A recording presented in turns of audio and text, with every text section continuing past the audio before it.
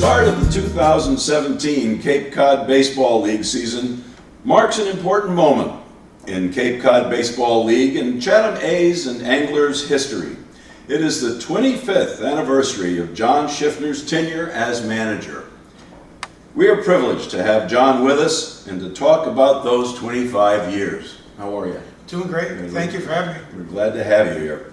Tell us, how did you find out about the manager's position with the A's at that time? And actually, it was the A's at that time. Yes, it was. Yeah. At the time, in 1993, I was the assistant coach. Mm-hmm. It's kind of an interesting little story how I coached. I was an assistant coaching from 1978 to 1982. Mm-hmm. Left in 82, did some scouting for the Expos, coached the Atlantic Collegiate League in 89, and came back to watch some Cape League Championship games, playoff games in 1990, and I was fortunate enough I had offers from 3 teams, Orleans, Chatham, and Cotuit, to come back as an assistant. And I said, well, I'm pretty familiar with Chatham, I'll go back. And the coach then was Bob Whalen, at that time assistant at Maine. Over that winter, Bob got the head coaching job at Dartmouth and could not return, so the 2 assistants at the time was Rich Hill, who was the head coach at California Lutheran, and me, and we were both given a phone interview, and they were very polite and said, you know, Rich has head coaching experience in college, you're a high school coach. And I said, okay, fine. And Richie was great. Rich called me on the phone and said, look, I know you have experience at the Cape. Would you like to be on my staff? And I said, I'd love to. I mean, I love the league. It's great. It's close by. I was living in Connecticut at the time until the summer, so it was perfect. And in 1993, Rich got another opportunity to go to the University of San Francisco, and when he got that job, they told him, look, you have to give up your summer position.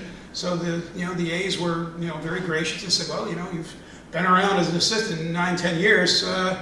Let's see what you can do. You're the interim coach, and we lucked out as we were in last place at the time in our division. We ended up winning the division, and the athletic association as well. Let's go. And I'm still here. Here you are. And then the next question: did you think it would last this long? No. I did not. I don't know. I mean, nobody. I don't think too many times do you plan on being in this profession for 25 years. Yeah. But it's been a great run. It's been fun. It's been exciting. It's what a town to be in. So everything's pretty good. It's. I mean, after a while, I was like, I don't plan on going anyplace. This is great. But did I think? I didn't think so. I thought that there'd be pressure to get a college coach in here. Because at the time, the NCAA hadn't changed the rules where you had staff limitations like they do now. They didn't have staff limitations. So it was very important for a lot of the young coaches to get out and as a head coach in the summer to put that on their resume. So it was very difficult for a high school guy to get a head job. And I just happened to luck out. We kept winning. And, again, here we are. Here we are. No, we aren't. Well, let's talk about some of the highlights over those years. Teams, players. I know your stats are off the charts here. 519 wins, 15 playoffs, 6 division titles, 2 championships, and a 2-time best manager on the Cape League. That's pretty impressive. I'm very humbled by that. I really, really am too. Never think you get a chance to have this job, because I was told by many people, you'll never get a job there. You're only a high school coach, and to now hear those, it's humbling. It's very, very humbling, and it's rewarding, and it's, like I said, if it wasn't for this community, the people behind it. But yeah, it's been a great ride. Some memorable teams over the years? Every one of them. Every one of them has been memorable. There's never been a team that we just wanted to, we couldn't wait for them to leave. There's just, the bonds you make with these kids is unique. This is a very unique experience being here, and it's not like minor league ball, and it's not like college ball. It's different, and it's unique, and it's as many of the teams, all 9 other teams, many of their players will say it was the best summer of their life, or best summers of their life, because of just the volunteers. You're living with host families. You're on Cape Cod, and it's just, there's so many things to it that just make it so unique. So to pick out some teams, obviously the championship teams were great because you win the championship, but we had teams that should have won the championship and we just didn't. We had teams that really, they weren't very good. We just did not play well, but those kids they battled to the end of the season, and it was a great experience for everyone. I tell the guys when they get there, this is one of the little things that you try to kind of impart on these guys, is that I want you to do three things when you leave here. First of all, I want you to be better than when you got here. I want you to help us win some games, because if you're getting better, you're probably going to help us win games. And I want you to have the best summer of your life. And that's how we play each summer. So whether the team finishes in last, finishes in first, we're going to try to accomplish those three goals. Because at that point, we accomplish those three goals. It's been a pretty good summer, even if you don't win every time. Well, I think, or suspect anyway, one of your biggest challenges must be to look at the chemistry of the players and how that all fits together. Because, you know, I used to be a high school coach myself, not baseball, another sport, and it was the teams that were really good were the ones that really had chemistry with each other. And I bet with these guys coming from different locations, different schools, different backgrounds, that must be very difficult. I can say that again, because of the uniqueness of this and the bonds that the kids make with each other, last year, for example, we snuck in the last day of the regular season to make the playoffs. That was one of my favorite teams of all time. They were one of the greatest groups of young men. They fought. We lost guys. I lost like a college all-star team between April 15th and June 1st. It was, the guys we lost for various reasons, and now we're trying to piece it all together, and guys are getting hurt, guys are leaving, and the core group stayed together. And what a great reward for those guys to, finish in the playoffs and then to beat Harwich in the divisional semifinals. Phenomenal, and they earned it. It was one of the worst goodbyes ever. You didn't want to see them go. Yeah. I wanted to keep coaching them. We could have won if that season had 10 more games. We might have won more games.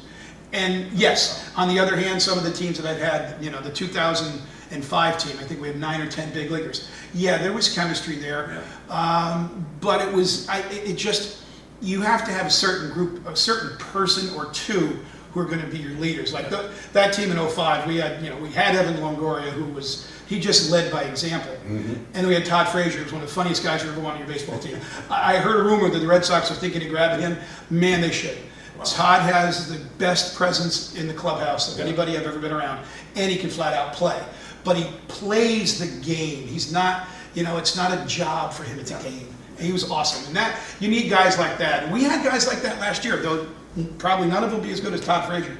But they played to have fun. They love coming to the field and being with their teammates. Well, that I think having fun is really important, and certainly I think is part of that chemistry that all works together and as they play. Players that have gone on to the majors, you've had probably about a dozen or so or more? 132. Oh, just you? 132, a dozen counting, or so. Counting the years I was an assistant from 78 to 82, and then from 1990 to 93, and then from 93 on. It's almost 100 with the guys. I was the manager. Yeah, I've been pretty lucky. Yeah, I guess so. Ooh. I had no idea. Tell me, who are some rising stars that you might see coming up this year? Well, the Red Sox fan just saw one the other day. Chad Pinder hit that 487-foot home run for the Oakland A's. He was with us several years ago, and obviously everyone knows who Chris Bryant is. Yep. There's guys, they're on the cusp right now coming up, and you check like Danny Espinosa's been around for a while for the Nationals, but we've got I think last season we had like 34, 35 guys in the big leagues alone in last season, so it's quite special. It's so neat to turn on the television. And no matter if it's one of your guys or somebody you coach, you point and you're down in the scroll, you look, there's a Chatham, there's a guy who played for Orleans. Well, it's phenomenal. I remember years ago, Jeff Bagwell, I think, played for the A's. Mm-hmm. And 87, 88, I think. Yeah, and because I remember my son got an autographed baseball from him, so that's great guy. One of his treasures. Oh, I can imagine. A Hall of Famer. How about that? Yeah. So tell me, what's a typical game day like for you? Your daily games? Or if it's a good day, I might try to get out and go fishing, or golf, one or the other. Yeah. But I like to be at the ballpark by 2:30. Uh-huh. We have optional hitting for all the position players about 3:15, and optional is optional. Unless we go to somebody and say, hey, look, you need to get down there, we need to work with you, or something like that. So that starts around 3:15. Then we'll go our team stretch at 4:30, batting practice around 5, and infield, outfield about 6:30, and off you go. But we've got the batting tunnel, so we can work with guys down there. The coaches will be maybe working with the infielders on ground balls, or we'll go over signs. We try to keep it simple. We really do. We're not trying to, I tell them we're not trying to invent baseball in Chatham. Right. Baseball's been around since Aber Double A put that game together, and it's been pretty good. It's one of the sports that has had the fewest changes of all the major sports. And there's a reason. It's a real simple game. If you can throw it and catch it and hit it, you're going to be okay. And we don't try to, reinvent it. We just say, let's play baseball. Our job as a staff is to handle these kids when they're failing. Because some of them, this is the first time they're failing. They've been superstars since Little League, high school, college, and they've been on their travel ball teams, and they've been drafted. And now all of a sudden, they're facing some of the best competition. And we tell these guys, this could be the best team you'll ever play on. The Cape League teams can be as good as High A. So you're in a really, really big time neighborhood when you're going against these guys, and they sometimes struggle with failure. They don't get it. And that's where you're putting your arm around the guy, and you get him out to the ballpark instead of. I'm there 1:30 talking to my second baseman who's gone 0 for 17. He's, he needs talking to. Not disciplined. He needs to be like pumped up. Yeah. And that's part of our job, because most of these guys have not failed.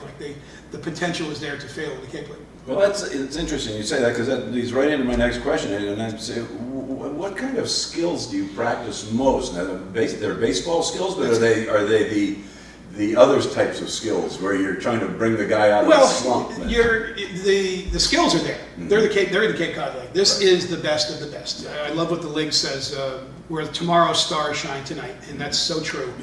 Yeah. These are the best baseball players in the country. I always say that the team that wins the Cape Cod League championship is the best team in college baseball, because you can take the last place team from the Cape Cod League and you'll win any of the conferences in the country. That's how good this league really is. Wow. So you're doing a lot of mental work with the guys, but you're also trying to not try to tell them to work through it. Try to go back to the real basics. Do you realize that you're failing 7 out of 10 times and you're good? You have to go through, and you have to remind them of that, because some of these kids are so tense and they're so bad. They just they want to perform. They know that the scouts, the general managers, the scouting directors, they're all there watching them, and they want to go to that next level. If you don't come to the Cape Cod League without a goal of going to the next level, don't come, because that's what you're going to face every night. You're facing the best every night. So it's repetition. Ground ball, ground ball, ground ball, batting practice. We're not doing anything crazy. We're not trying to teach them something that they know. We're not going to take somebody whose arm slot's here and move them here in the middle of the season. Right. We're going to work with you. We're going to get you better. Will we change your grip a little bit, a little fine tuning? Oh, sure. Yeah. Or will we back a hitter off the plate or move them up in the box? Very, very small fine tuning things. Exactly, yeah. Because they are who they are, and muscle memory is a huge thing in baseball.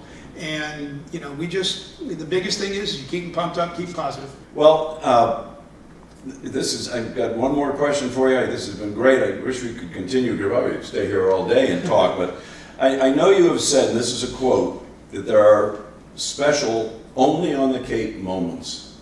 And I was reading an article that kind of highlighted a couple of these, and to you, of these, what kind of stands out? I remember, and I'll give you a hint. Sure. What I'm thinking of. There was a wedding, a couple of weddings. I always tell people that I have one of the 10 best jobs in amateur baseball, and then I go, you know what, I really have the best one because I'm in Chatham, and I really truly believe that. And I think the people who have been a part of the association for all the years I've been here since the 70s,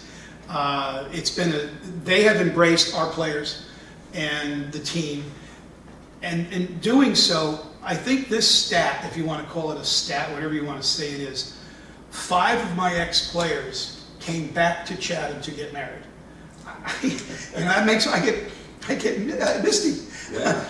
That shows you what we've done as a group. Yeah, there's a connection. It's unbelievable what the Chatham Athletic Association, the town of Chatham, my coaching staff and myself, we call it the Chatham experience. Mm-hmm. I tell the kids, you're part of the Chatham experience right now.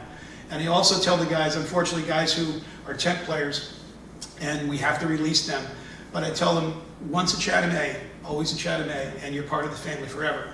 And we promote that, and I think that tells you the story right there. 5 of your ex-players came back to get married here. Now, 2 of them married Chatham girls, The other 3 said, no, I want to go back and get married in Chatham. And it's like, holy mackerel. You know, and I always said, as a teacher and as a coach, we all want to make an impact. And I think the people who are part of the association, the host families and the people who work the concession stands, and people do that, they have made the experience. They've made the Chatham experience for these players. Well, I know it's a wonderful experience, certainly for the people of Chatham who come to the games, the people who visit here during the summer. It's just a marvelous, You can set experience. your watch on some of the people. You know, if I wake up from a coma and I see some people, I'm going to say, oh, it's the end of July. There they are. They come here every year. Same family. Absolutely. And their kids are getting bigger, yeah. and now they're bringing their own kids. I swear to God, Yeah. you can set your watch Yeah. to some of these people, and they're Monday night, they know there's a night off. They're going to go to the Squire for dinner. Tuesday night, they're going to the game, and it's just, it's fabulous. Well, John, this has been wonderful. Thank you. You're an icon, and Thank you very certainly a great credit to the Cape League, and we're so pleased to have you for the Chatham A's and now the Anglers. It's been, like you said, it's a wonderful run. Thank you. And thank Thank you you. so much for being with Chatham today and having this interview. It's Thank just, you. like I said, really appreciate it. we could probably go on all And day. thanks to them out there who are watching, because they're all part of it. They're part of Chatham. Yeah, that's right. Thank you so much. Thank you.